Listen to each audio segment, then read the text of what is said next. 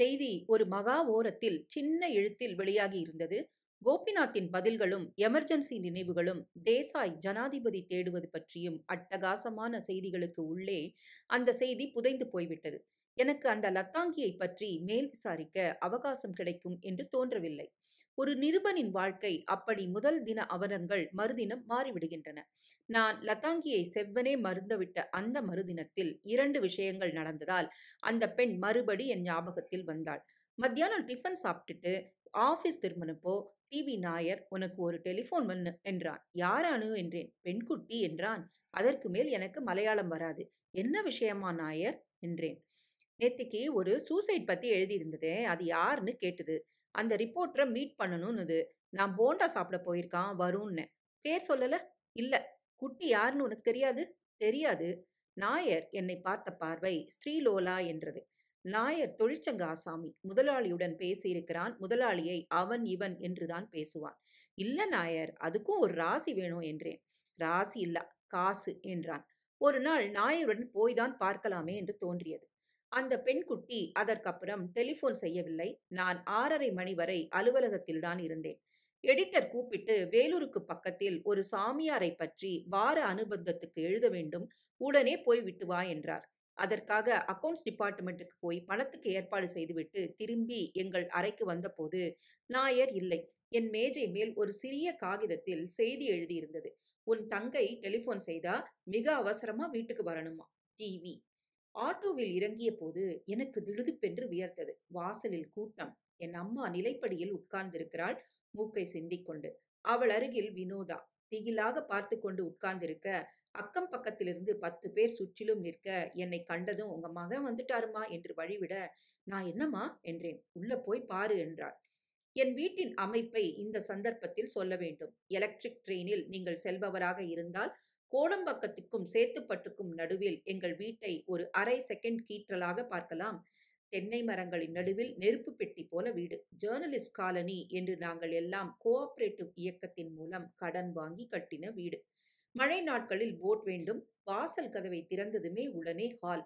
இடது பக்கம் ஒரு பெட்ரூம், நடுவாந்தரமாக ஒரு ரூம், அதை ஒட்டி ஒரு கிச்சன், உடனே புறக்கடை, ஆஸ்பெஸ்டாஸ் சரித்த ஒரு பாத்ரூம், கக்கூஸ், கிணறு பக்கம் கார்ப்பரேஷன் குழாய். நான் வீட்டில் நுழைந்ததும் இதுவா என் வீடு என்று தோன்றும்படி அப்படி கலைந்திருந்தது. சுவருடன் ஒட்டி இருந்த தாழ்ந்த அலமாரிக்குள் வைத்திருந்த அத்தனை நியூஸ் பேப்பர்களும் வெளியே கிடந்தன. எல்லா செருப்புகளும் கிடந்தன.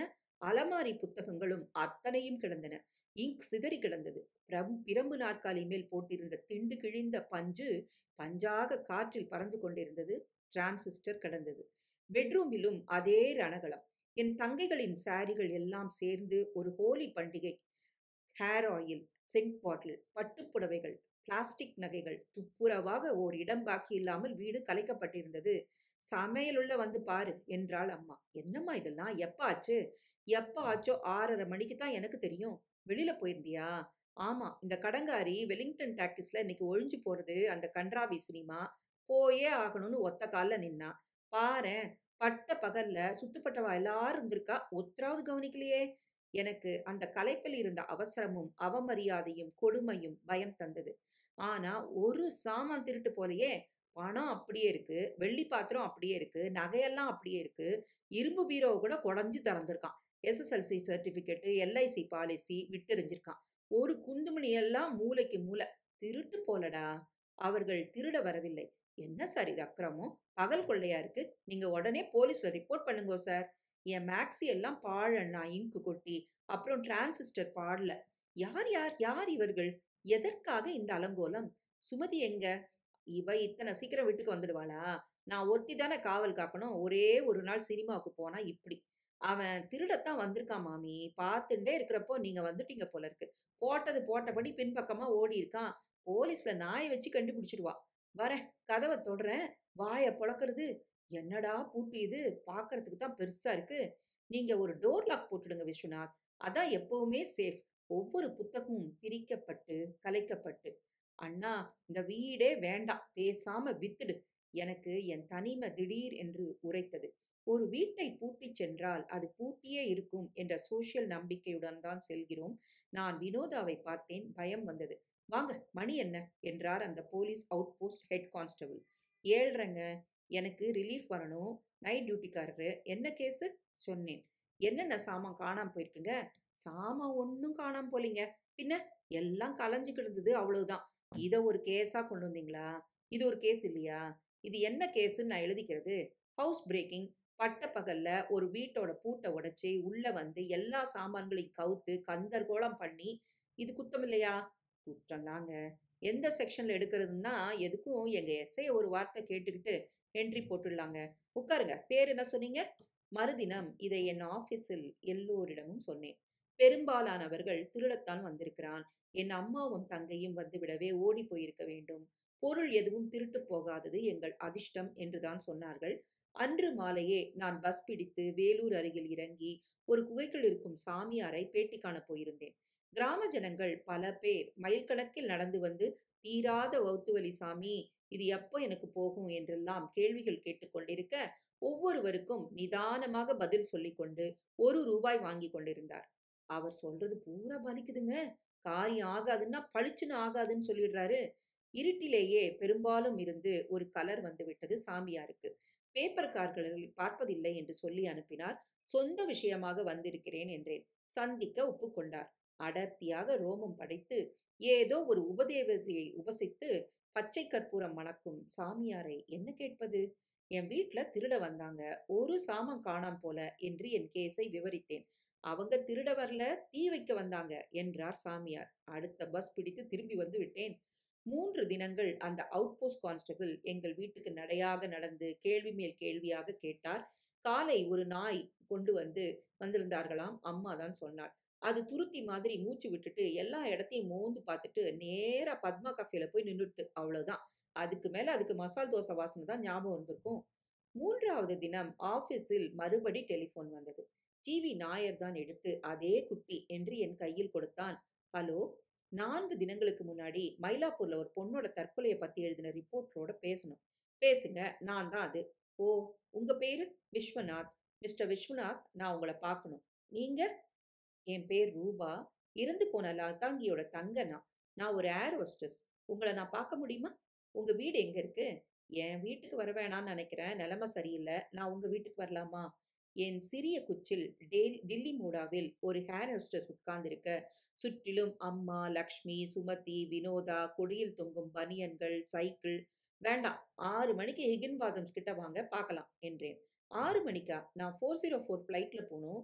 கொஞ்சம் முன்னால முடியாதா? என்ன பேசணும்? என் அக்காவ பத்தி. 4:30 மணிக்கு வர முடியுமா? Okay fine. எகின் பாத்தம்ஸ்? நாயர் என்னை பார்த்து சாயங்காலம் 4:30 மணிக்கு ஒண்ணும் செய்ய முடியாது என்றான். பேச போறா. நானும் வரவா? வாயேன். எனக்கு ஃபேஸ் டு ஃபேஸ் எழுதணும். நீ போய்க்கோ. விஷமம் பண்ணாத என்றான். ஏர் ஹோஸ்டஸ்களுடன் அதிக பரிச்சயம் கிடையாது. மீனம்பாக்கத்தில் வெள்ளை குல்லாய்க்காரர்களுக்கு காத்திருக்கும் போது போயிங் விமானங்களிலிருந்து எல்லோரும் ஓய்ந்ததும் சில்க் புடவை காற்றில் படபடக்க இறங்கும் அந்த கன்னிமார்களை தூரத்தில் பார்த்திருக்கிறேன். பிளேனில் நான் போனதே இல்லை. அவர்கள் ஆங்கில உச்சரிப்பும் தக்காளி நிற உதடுகளும் கோப் கொண்ட தூக்கணாங்குருவி கட்டின கூடு போன்ற தலையலங்காரங்களும் எனக்கு காதலை விட காபராவையே அதிகம் தந்திருக்கின்றன. இந்த ரூபா வித்தியாசமாக இருந்தாள். உங்களை பார்த்தா ஏர் ஹோஸ்டஸ்னு சொல்ல தோணல. நான் இன்னும் மேக்கப் போட்டுக்கல. அதுக்குன்னு தனி வேஷம் இருக்கு. சொல்லி தந்திருக்காங்க. நல்ல நிறமாக இருந்தாள். அப்பழுக்கில்லாத முகம். ஏதோ ஒரு ஹிந்தி நடிகை போல் இருக்கிறாள் என்று பட்டது. பேர் சட்டென்று ஞாபகம் வரவில்லை. அசோக் குமாரின் பெண்ணாக வந்திருக்கிறாளோ? உயரமான ஆசாமியுடன் காதல் பண்ணுகிறாளே, அவள் போல் இருந்தாள். Coffee, tea. மாறுதலுக்கு என்ன ஒருத்தர் காஃபி, டீன்னு கேட்கறது இதான் முதல் தடவை. ஏன், பிளேன்ல இதானே ஏன் வேலை? Coffee, tea. என்ன கேட்டா என்ன சொல்வேன் தெரியுமா? என்ன? கேட்டு பாருங்க. Coffee, tea. நீ? கிளவர். எவ்வளவு நாட்களா யோசிச்சு வச்சிருக்கீங்க? உங்க அக்கா. அவள் முகம் திடீரென்று சுருங்கியது. Poor girl. ஆனா அவ நிச்சயம் தற்கொலை பண்ணிக்கல. போலீஸ்காரங்க அப்படித்தான் அழுத்தம் திருத்தமா சொன்னாங்க. இருந்தும் எனக்கு அப்படி தோணல. எனக்கும். நான் தான் உடல முதல்ல பார்த்து போலீஸ்க்கு ஃபோன் பண்ணேன். எனக்கு என்னவோ யாரோ அவள கொன்னுருக்காங்கன்னு தான் படுது. உங்க அக்காவ பத்தி எனக்கு ஒரு அட்சரம் தெரியாது. எனக்கும் ஏறக்குறைய அப்படிதான். புரியல. லதாங்கி ரொம்ப இண்டிபெண்டன்ட். நாங்க ரொம்ப புவர் ஃபேமிலி. என் அம்மா சின்ன பெண்களுக்கு பரதநாட்டியம் சொல்லி தந்து சம்பாதிச்சு எங்கள வளர்த்தா. 1940கள்ல அவ ஒரு பிரபல நடிகை. ஜெமினி படங்கள்லாம் அவ டான்ஸ் நம்பர் ஒன்னா இருக்கும். நாங்க 3 சிஸ்டர்ஸ். மூத்தவ பாண்டிச்சேரியில கல்யாணம் பண்ணிக்கிட்டு இருக்கிறா. அடுத்தது தான் லதா. தனியா போயிட்டா. பரதநாட்டியம்லாம் கத்துக்கிட்டா. சினிமாவுக்கு அலையா அலைஞ்சா. நல்ல ஃபிகர், நல்ல வாய்ஸ். சினிமால ஆரம்பிச்சு வேற எங்கேயோ போயிட்டா. நெறையவே சம்பாதிச்சா. சம்பாத்தியம் தான் முக்கியம்னா, பெண்கள் அதுவும் கொஞ்சம் சுமாரா பாடி இருக்கிற பெண்கள் நெறைய சம்பாதிக்கலாம். எனக்கு பிடிக்கவே இல்ல. அக்கா கூட சண்டை பிடிச்சுட்டு வெளியேறிட்டேன். அப்புறம் என் அம்மாவும் என் கூடவே வந்துட்டா. 2 வருஷமா அவளோட கான்டாக்ட்டே இல்லாம போயிடுச்சு. அப்புறம் இந்த நியூஸ். Shocking news. அம்மா 3 நாளா சாப்பிடல. அப்புறம் அந்த நியூஸ் ஐட்டம் பார்த்தேன். சூசைடா? இல்லையான்னு கொஞ்சம் சந்தேகம் தெரிய நீங்க எழுதியிருந்தீங்க. அப்பவே உங்கள கான்டாக்ட் பண்ணலான்னு பார்த்தேன். மறுநாள் ரொம்ப ஹெக்டிக்கா இருந்துச்சு. பாடிய ஜிஹெச்லேருந்து கிளைம் பண்ணி, வண்டி எடுத்துக்கிட்டு போய் எரிச்சு, டெரிபிள். லதா ரொம்ப சியர்ஃபுல் கேர்ள். அவள யாரோ தீர்த்து கட்டியிருக்காங்க. அது தற்கொலை இல்ல. எனக்கு நல்லா தெரியுது. இத பத்தி நீங்க என்ன நினைக்கிறீங்க? எனக்கு உங்க அக்கா இறந்து போனத பத்தி ஆழமா விசாரிச்சு எழுதலாம்னு அன்னைக்கு தேதி ஒரு ஆசை இருந்துச்சு. மறுநாளே நான் உங்க அக்காவ மறந்துட்டேன். எங்களுக்கு கொலை, தற்கொலை எல்லாம் சகஜம். நீங்க மேல விசாரிக்க போறது இல்லையா? அதுக்கெல்லாம் எனக்கு நேரம் இல்ல. போலீஸ்காரங்க தீரத்தான் விசாரிப்பாங்க. நான் கூட மறுநாள் ஸ்டேஷனுக்கு போனப்போ, கயித்துல பாடி தொங்கிட்டு இருந்ததாவும், பக்கத்துல கடிதாசி எழுதி வச்சிருந்ததாவும் சொன்னாங்க. அதெல்லாம் பொய். நான் அந்த கடிதாசிய பார்த்தேன். அது அவ எழுத்து மாதிரியே இல்ல. காகித பென்சில்ல தலையும் இல்லாம, வாலும் இல்லாம ஒரு கடிதாசி. பார்க்கலாம். நான் உங்கள்ட்ட வந்தது வேற விஷயத்துக்குங்க. என்ன? அந்த டைரி? எந்த டைரி? ரூ. 24 தீவு. அது என் அக்காவோட டைரி. அத நீங்க திருப்பி குடுத்தாகணும். அது எனக்கு வேணும். என் எதிரே விமானப் பெண் ஒருத்தி உட்கார்ந்து கொண்டு இல்லாததை கொடு என்று கேட்க, நான் அவளை நேர பார்வை பார்த்து திகைத்தேன். என்ட்ட அந்த டைரி இருக்கிறதா யார் சொன்னாங்க? 19ஆம் தேதி பேப்பர்ல வந்திருந்த அந்த சிறிய பேரா, அதுலருந்து உங்கள்ட்ட அந்த டைரி இருக்குன்னு தெரிஞ்சது. அது என்கிட்ட இல்ல. இல்லையா? திடுக்கிட்டாள். அப்போ அது எங்க? என்கிட்ட இருந்துச்சு. தொலைஞ்சு போயிடுச்சு. அன்னைக்கு நைட் வந்தப்போ காணாம போயிடுச்சு. பொய். நீங்க டைரிய வச்சுக்க பார்க்குறீங்க. அதனால பொய் சொல்றீங்க. எனக்கு கோபம் வந்தது. முன்பின் தெரியாத ஒரு பெண்ணிடம் அக்கறையாக பொய் சொல்ல வேண்டிய அவசியம் எனக்கு கிடையாது. உன் அக்காவ பத்தி நான் மறந்து போய் ரொம்ப நாள் ஆயிருச்சு. அவ டைரி வச்சுக்கொள்ள ஏன் பொய் சொல்றீங்களா? இல்லையே. இல்ல பொய் சொல்றீங்க. எனக்கு கோபம் வந்தது. முன்பின் தெரியாத ஒரு பெண்ணிடம் அக்கறையாக பொய் சொல்ல வேண்டிய அவசியம் எனக்கு கிடையாது. உன் அக்காவ பத்தி நான் மறந்து போய் ரொம்ப நாள் ஆயிடுச்சு. அவ டைரி என்கிட்ட இருந்தா மனசு வந்து உங்ககிட்ட குடுத்துருப்பேன். தொலைச்சிட்டேன். ஐயையோ! உதட்டை கடித்துக் கொண்டாள். சுருக்கென்று அங்கே சிவப்பானது. அந்த டைரி எனக்கு நிச்சயம் வேணுமே. எதுக்கு? அதுல எழுதியிருந்தத நீங்க படிச்சீங்களா? கவிதைகள் போல எழுதியிருந்தது. நான் சரியா படிக்கல. அவகாசம் இல்ல. சுமார் 100 பக்கம் எழுதியிருந்தது. 1, 2 கவிதைகள பார்த்தேன். ரூ. 24 வினோதமான வாசகம் மனசுல தங்குச்சு. அதுக்கப்புறம் டாக்ஸில போயிடுச்சு. நீ படிச்சிருக்கிறியா? நான் கண்ணால கூட அத பார்த்ததில்ல. அப்படி ஒரு டைரி இருக்கிறதே எனக்கு 3 நாளா தான் தெரியும். என் அக்கா வினோதமான காரியங்கள் பண்ணா. வினோதமான சிநேகிதிகள வச்சுட்டு இருந்தா. 3 தினங்களா ஒரு ஆசாமி என்னையும், அம்மாவையும் மாத்தி, மாத்தி உயிர வாங்குறான். எப்படியாவது அவனுக்கு அந்த டைரி வேணுமாம். அதுக்காக அவன் எவ்ளோ பணம்னாலும் தரானாம். எதுக்குன்னு கேட்டீங்களா? ம். அதுல இருக்கும் கவிதைகள் எல்லாம் அவன் எழுதினதாம். அவனுக்கும் என் அக்காவுக்கும் பிரத்யேகமா ஒரு பிணைப்பு இருந்துச்சாம். அந்த பிணைப்புல எழுதின கவிதைகளாம் அது.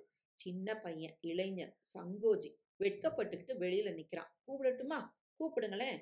உள்ள வந்து உட்கார்ந்த இளைஞனுக்கு 20 வயது தான் இருக்கும். தலைமயிரை நடுவகிடு எடுத்திருந்தான். மீசையும் சொற்ப தாடியும் வைத்திருந்தான். கண்களில் ஒரு அடிபட்ட தன்மை தெரிந்தது. உதடுகள் ரோஜா நிறத்தில் இருக்க வேண்டியவை சிகரெட் அல்லது வேறு ஏதோ சமாச்சாரத்தினால் கருஞ்சிவப்பாக இருந்தன. கரிய நிறத்தில் பூ போட்ட ஜிப்பா தோளில் ஜோல்னாப்பை. அதில் எந்த நேரமும் கையை விட்டு கவிதைகள் எடுத்து வாசித்து காட்டுவான் போல் இருந்தான். வணக்கம் என்றான். விஸ்வநாத் இஸ் மை நேம் என்றேன். என் பெயர் கவிதை பித்தன் கனல். அப்பா அம்மா வச்ச பேரே அதானா? சிரித்தான். அதை சொல்ல விரும்பவில்லை போலும். அந்த பெண்ணை கவலையுடன் பார்த்தான். என்ன கிடைச்சுதா? இல்ல, இவர்கிட்ட இருந்துச்சாம், தொலைஞ்சிடுச்சாம். அவன் என்னை பரிதாபமாக பார்த்து, அப்படியா என்றான். சாரி, டாக்ஸில விட்டுட்டேன். எண் எதுவும் ஞாபகம் இல்லையா? ம்ஹும். ச்சே, என் அதிர்ஷ்டம் மட்டமானது என்று அலுத்துக் கொண்டான். அவன் மூக்கு நுனி துடித்தது. அந்த டைரியில கவிதைகளை நிறைய பார்த்தேன். அத்தனையும் நான் எழுதினது. சில வரிகள் பிரமாதமா இருந்துச்சு. இனி எப்படி அந்த வரிகள் கிடைக்கும்? மறுபடி எழுதிடுங்களேன். நீங்க தான் கவிஞர் ஆயிற்றே. எழுத முடியுமா? எழுத முடியுமா? எழுத முடியும். அவ வேணும். லதா வேணும். அவ இல்லையே. யூ மீன் எதிர்த்தாப்புல யாராவது பெண் பிள்ளை இருந்தா தான் உங்களுக்கு பேனா ஓடுமோ? யாராவது பெண் பிள்ளையா? லதா என் காதலி. நான் உயிர் வாழ்ந்ததே அவளுக்காக தான். ஓ! என் இனியவளே! கவிதை எழுதப் போறீங்களா? அவன் கவனியாமல் நிஷ்டையில் ஆழ்ந்தான். ₹24 தீவுன்னா என்ன? என்றேன். ₹24 தீவு? ஏன்? அந்த டைரியில முதல் பக்கத்துல எழுதியிருந்தது. ஓ! அதுவா? அது சற்று யோசித்து தயங்கினான். அத நான் உங்கள்ட்ட சொல்ல விரும்பல. இறந்த என் அருமை காதலின் நினைவுக்காக என்னுள்ள அந்த ரகசியம் புதைஞ்சிருக்கட்டும். அவன் வாசகங்களில் செயற்கைத்தனம் தென்பட்டது. வேறு ஒன்றும் இந்த காதல் வசப்பட்ட இளைஞனிடம் பேச முடியாது என்று தோன்றியது. Well, nice to meeting you என்றேன் அவளை பார்த்து. எனக்கு எப்போதாவது ஏரோப்ளேன்ல போற பாக்கியம் ஏற்பட்டா உங்கள மறுபடி சந்திக்கிறேன். அதுக்குள்ள அந்த டைரிய பத்தி ஏதாவது தகவல் கிடைச்சா உடனே எனக்கு சொல்லுங்க. என் டெலிஃபோன் நம்பர் 662187. 662187. பஸ் டிக்கெட்ல நம்பர குறித்து வைத்துக் கொண்டேன். பெயர் என்ன சொன்னீங்க? ரூபான்னு தான் கூப்பிடுவாங்க. என் முழு பெயர் நிருபாங்கி. Try that. அவள் சென்று 5 நிமிஷமாகியும் நான் ரூபாங்கி என்கிற பெயரை உச்சரிக்க பிரயத்தனப்பட்டுக் கொண்டிருந்தேன். திரும்ப ஆபீஸுக்குள் நடக்கும்போது மாலை பேப்பர்கள் உயரமான எழுத்துக்களில் கோபிநாத்தின் புதிய கட்சி என்று கேள்விக்குறியுடன் கேட்டன. வெலிங்டன் கொட்டகையில் படம் மாறியிருந்தது. பச்சை விளக்குகளாக நின்று தவித்துக் கடந்த ஒரு இன்ச் கண்ணாடிக்கு பின் இருக்கும் நகைகளில் ஒன்றை என் தங்கைக்கு மனசுக்குள் போட்டு பார்த்துவிட்டு ஆபீஸுக்கு போனேன். மனதில் அல்லாடிய சங்கடத்தை குறிப்பாக பிடிக்க முடியவில்லை. நிதானமாக யோசித்துப் பார்த்ததில் அந்த சங்கடத்தில் 3 சமாச்சாரங்கள் கலந்திருந்தன என்பதை உணர்ந்தேன். 1. அந்த ரூபாவின் அப்பழுக்கற்ற உடல் அழகு. 2. என் வீட்டில் கலைக்கப்பட்ட சாமான்கள். 3. என் 2வது தங்கையைப் பற்றிய கவலை. நடந்து செல்கையிலேயே திடீரென்று ஒரு ஐடியா தோன்றியது. நாளைய செய்தித்தாளிலிருந்து தினம் அதே பக்கத்தில், அதே ஓரத்தில் இந்த லதாங்கியின் தற்கொலை பற்றி, அடுத்தடுத்து எனக்கு ஏற்படும் அனுபவங்களைப் பற்றி ஒரு சின்ன பேரா எழுத வேண்டியது என்று சீஃபிடம் ஒரு வார்த்தை சொன்னால் அவர் மறுக்க மாட்டார். இந்த மாதிரி ஃபில்லர்கள் எல்லாம் அடிக்கடி தேவைப்படும். மேலும் இந்த மாதிரி சின்ன சின்ன செய்திகளை படித்துவிட்டு அதை பற்றி டியர் சார் என்று ஆரம்பித்து ஆசிரியருக்கு கடிதம் எழுதுவதற்கு ஒரு கோஷ்டியே இருக்கிறது. செங்கல்பட்டில் டாக்டர் ராம விஸ்வநாதன் என்கிறவர் ஒருவர் இப்படித்தான் முணுக்கென்றால் கடிதம் எழுதிவிடுவார். 3வது மாடிக்கு ஓட்டை லிப்டுக்காக காத்திருக்கும் போதே செய்தி உருவாகியது. ₹24 தீவு 2. சென்னை ஜூன் 23 லதாங்கி இறந்ததில் மிகவும் சந்தோஷப்பட்டவர்கள் பலர் இருக்கலாம். ஆனால் அதற்கு நிச்சயம் வருத்தப்பட்டு கண்ணீர் உகுத்த ஒரு கவிஞரை இன்று உங்கள் நிருபர் சந்தித்தார். பக்கம் பக்கமாக அவளைப் பற்றி சந்தக் கவிதைகள் எழுதிய இளைஞர். ஒரு ராத்திரி முழுவதும் அவளை வருணித்த கவிதைகள் காணாமற் போய்விட்டன. அந்தோ! லதாங்கிக்கு ஒரு தங்கை இருக்கிறாள். பெயர் நிருபாங்கி. நிருபாங்கிக்கும் அந்த டைரி தேவைப்படுகிறது. இன்னும் எத்தனை பேருக்கோ? வீட்டுக்கு வந்ததும் வினு, அண்ணா உன்னை பார்க்க ஒரு மாமா வந்து ரொம்ப நாழி காத்துந்துட்டு இப்பதான் போனார். சரி என்றேன். வந்தா இருக்க சொன்னார். 15 நிமிஷத்துல வரேன்னு சொன்னார். சரி. அப்புறம் போலீஸ்காரர் வந்திருந்தார். பெரிய தொப்பியோட, தோள்ல நட்சத்திரத்தோட ஜீப்ல ஒரு ஆபீசர். என் பேர் என்னன்னு விசாரிச்சார். சரி. என்ன இன்னைக்கு சரி சரி சரின்னு ஜகா வாங்குறியே? சிகரெட் குடிச்சியா? என் அருகில் வந்து என்னை மோந்து பார்த்துவிட்டு இல்லையே என்றாள். அண்ணா, நான் பிளேர் பேண்ட்ஸ் போட்டுக்கட்டுமா என்றாள். நான் அவளை பார்த்தேன். ஏறக்குறைய என் உயரம். இப்போதே வளர்ந்து விட்டாள். நாகப்பாம்பு போல பளபளக்கும் கருப்பில் அந்த வாரி தொங்கியது முன்பக்க பின்னல். அம்மா என்ன சொல்றா? அம்மாவா? கழுத்துல 1 இன்ச் இறங்கக்கூடாதுங்கிறா. சரியான மடி செஞ்சு. வினு, ட்ரெஸ்ஸ பத்தி கவலைப்படாம படிப்ப பத்தி பேசேன்.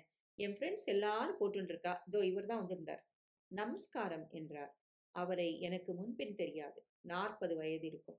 காதில் மட்டும் கொஞ்சம் ரோமம் இருந்தது. புருவத்தில் அடர்த்தியாக இருந்தது. தலையில் காணும். ஸ்ட்ரீட் லைட் அங்கே பளிச்சிட்டது. அத்தனை வழுக்கை. சிரித்த பற்கள் ஒழுங்காக இருந்தன. மிக மிக ஒழுங்காக இருந்தன. பல்செட் கழுத்தில் ஒரு உலோகச் சங்கிலி. குடை. பைக்குள் இருந்து ஒரு ரசீது புஸ்தகத்தை எடுத்து ஆடுகோடி சுப்பிரமணிய தேவஸ்தானத்தில் சம்பிரோக்ஷணம் என்று ஏதாவது கேட்பார் என எதிர்பார்த்தேன். இல்லை. விஸ்வநாதன் தானே நீ? ஆமா. நிருபன்? ஆமா. பொண்ணே கொஞ்சம் தூத்தம் கொண்டு வாயேன். தூத்தமா என்றாள் வினு. தண்ணி. வினோதமா சென்றதும் அவர் சுற்றிலும் பார்த்து உங்களுக்கு ஏகப்பட்ட அதிர்ஷ்டம் வந்திருக்கு என்றார். அப்படியா? எத்தனை ரூபா வேணும் கேளுங்கோ. எதுக்கு? அந்த நோட்டாமே, ஏதோ கவிதை நோட்டாமே. மற்றொரு கஸ்டமர். எனக்கு சுவாரஸ்யம் ஏற்பட்டது. பார்ட்டி யாரு என்றேன். Business man. டிம்பர். டிம்பர்ல இருக்கவருக்கு கவிதையில என்ன இன்ட்ரெஸ்ட்? அது என்ன எழவோ. அந்த புஸ்தகத்தை நீங்க வச்சுக்கப்படாது. கொடுத்துடுங்கோ. நல்ல விலைக்கு போகும். அவர் தன் பையிலிருந்து சலவை 100 ரூபாய் நோட்டுக்கற்றை ஒன்றை எடுத்து கட்டை விரலில் எச்சில் தொட்டு 10 எண்ணி அதன் கழுத்தை திருகி முறித்து விடுவித்தார். பேங்க்ல வேலை செய்றீங்களா என்றேன். ஏன்? அங்கதானே இப்படி நோட்டை அலட்சியமா பிப்பாங்க. எனக்கு மணினாலே வெறுப்பு. எனக்கு கூட வேண்டாம், வச்சுக்கோங்க. ஏன் போறாதா இது? அட்வான்ஸ். என்கிட்ட அந்த புஸ்தகம் இல்லையே. இல்லையா? பின்ன இருக்கு, வாங்கிட்டு வான்னு சொன்னா. யார் சொன்னா? பார்ட்டி. ஓய், உம்ம பார்ட்டிக்கு இந்த மாதிரி மொடமொடான்னு 100 ரூபா நோட்டை டிராமா நோட்டீஸ் மாதிரி விநியோகம் பண்றது தவிர வேற வேலை இல்லைன்னா சிந்தாதிரிப்பேட்டையில எங்கேயாவது ஏழை பசங்க பள்ளிக்கூடத்துல கொடுக்க சொல்லுங்க. பணத்தை எப்படி செலவழிக்கிறதுன்னு அவளுக்கு நன்னா தெரியும். இப்போ உமக்கு ரூபா வேணுமா வேண்டாமா? வேண்டாம் சுவாமி, ஆள விடும். பாருங்கம்மா, வர மகாலட்சுமியே வேணாங்கிறார். என்னடா என்றாள் அம்மா. வினோதா கையில் டம்ளர் தண்ணீர் டம்ளருடன் பிரமித்து நின்று கொண்டிருந்தாள். நீ போமா உள்ள, அப்புறம் விவரமா சொல்றேன். அப்பா ஷியோரா வேண்டாம்? வேண்டாம். ஏன்னா என்கிட்ட நீங்க கேட்கறது இல்ல. பொய் சொல்லக்கூடாது. பொய் சொல்றது உடம்புக்கு ஆகாது. சொல்லிட்டேன். பயமுறுத்துறீங்களா? பல்ல பேத்துடுவேன். மரியாதையா கொடைய எடுத்துட்டு கிளம்புங்க. இப்பவே சொல்லிட்டேன். அந்த பார்ட்டி எவ்வளவு தூரம் வேணும்னாலும் போவா. உங்களுக்கு ஏதாவது கமிஷன் கிடைக்கிறதா மாமா? என்றேன். அவர் மிகவும் வெறுப்புடன் என்னை முறைத்துவிட்டு தலையில் கர்ச்சீப் ஒற்றிக் கொண்டே சென்றார். என்னடா இதெல்லாம்? என்கிட்ட இல்லாதத கொண்டானா ஒரு கோஷ்டியே அலையுதும்மா. முள்ளங்கி பத்த மாதிரி நோட்டு புரள்றதே. பணம் கொடுக்குறேன், ஒரு புஸ்தகம் கொடுங்கிறான். அது என்கிட்ட இருந்தா தானே. என்னவோ ஒன்றும் நன்னா இல்ல. அன்னைக்கு வீட்ல கொள்ளையடிக்க வந்தா, இன்னைக்கு இல்லாத கொண்டா, கல்லாத பாடுன்னு யாரோ. கொண்டு வைடி டம்ளர. வினு உள்ளே செல்ல, அம்மா அந்த மாதிரி நெளிஞ்சுன்னு நடக்காதன்னு எத்தனை தடவை சொல்லியிருக்கேன் என்றாள். வினு அலுப்புடன், உனக்கு நின்னா குத்தம், நடந்தா குத்தம்மா என்றாள். சுமதியை கூப்பிடு என்றேன். அவ இங்க இவ்வளவு சீக்கிரம் வரலையே. என் அறைக்கு சென்று நனைந்த சட்டையை கழற்றி பனியன் மாற்றிக்கொண்டு பாத்ரூமுக்கு சென்று ஏறக்குறைய குளித்துவிட்டு சாப்பிட்டு விட்டு இன்று தீர்மானமாக சுமதியுடன் ஒன்றில்லை ஒன்று பேசிவிட வேண்டும் என்று நினைத்துக் கொண்டேன். நான் தானே குடும்பத் தலைவன். என் சம்பளம் தானே முழுவதும் பயன்படுகிறது. லக்ஷ்மி 200 ரூபாய் தான் கொடுக்கிறாள். பாக்கியை சேர்த்து வைத்துக் கொள்கிறாள். அவள் கல்யாணத்துக்கு எவர் சில்வர் எலக்ட்ரிக் சாமான்களாக சேர்த்து கொண்டிருக்கிறாள். புடவை சீட்டு, பாத்திரச் சீட்டு என்று அம்மாவும் பெண்ணும் ரகளை பண்ணுகிறார்கள். சாஸ்திரிகள் ஜாதகமாக அடுக்கிறார். லக்ஷ்மிக்கு வயசாகி கொண்டு வருகிறது. இன்னும் 2 வருஷமானால் அவளுக்கு கல்யாணம் பண்ணுவது ஏறக்குறைய அசாத்தியமாகிவிடும். லக்ஷ்மிக்கு ஏன் இன்னும் கல்யாணம் ஆகவில்லை என்று எனக்கு சொல்லத் தெரியவில்லை. படிக்க ஆசைப்பட்டாள், படித்தாள். வேலை செய்ய ஆசைப்பட்டாள், காத்திருந்தாள்.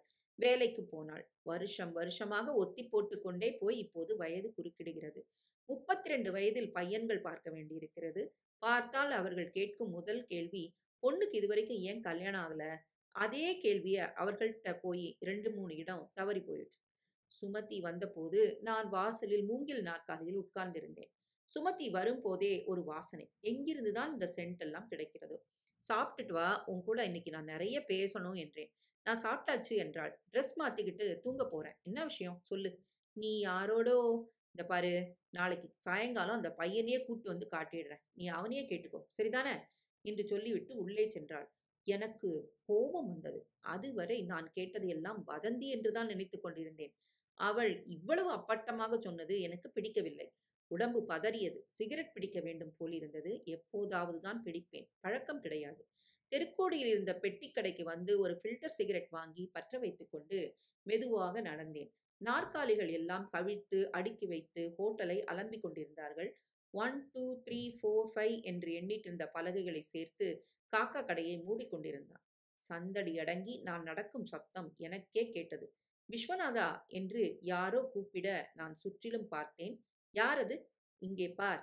இந்த பக்கம் பார்த்தேன். இருட்டு. சத்தம் வந்த திக்கில் நான் திரும்புவதற்குள் என்னை 2 கைகளையும் பிடித்து தாராதரவென்று அழைத்துச் சென்று ஒரு டாக்ஸிக்குள் அடைத்தார்கள்.